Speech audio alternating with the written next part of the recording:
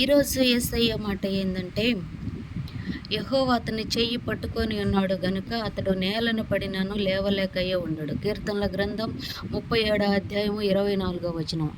అవును ప్రియులారా, యేసయ్య నీ చెయ్యి పట్టుకున్నాడు కాబట్టి నువ్వు నేల మీద పడినా కూడా నువ్వు లెయ్యటానికి సిద్ధంగా ఉండాలి. ఎందుకంటే యేసయ్య నీ చెయ్యి పట్టుకొని ఉన్నాడు.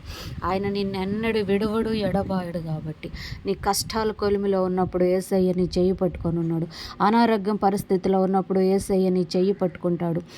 ఇంకా కష్ట పరిస్థితిలో ఉన్నప్పుడు యేసయ్య నీ చెయ్యి పట్టుకుంటాడు. ఇబ్బంది కొలిమిలో అటు ఇటు కాలుతున్నప్పుడు యేసయ్య నీ చెయ్యి పట్టుకుంటాడు.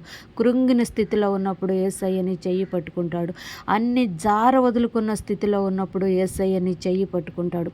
దిక్కుతోచని పరిస్థితి, దిక్కుతోచని పరిస్థితి, ఎందుకు ఈ బతుకన్న పరిస్థితిలో ఉన్నప్పుడు కూడా యేసయ్య నేనున్నాను అని ధైర్యపరచటానికి, నేనున్నానని నేను కృంగిన స్థితిలో నుంచి లేవనెత్తడానికి, నువ్వు అవమానించబడ్డ దిక్క, నువ్వు అపహాసించబడ్డ దిక్క, యేసయ్య నీ తల పైకి లేవనెత్తటానికి ఆయన నీ చెయ్యి అందించినాడు. ఎక్కడ నువ్వు పడిపోయినవో అక్కడ ఆయన చెయ్యి పట్టుకొని పైకి లేయి.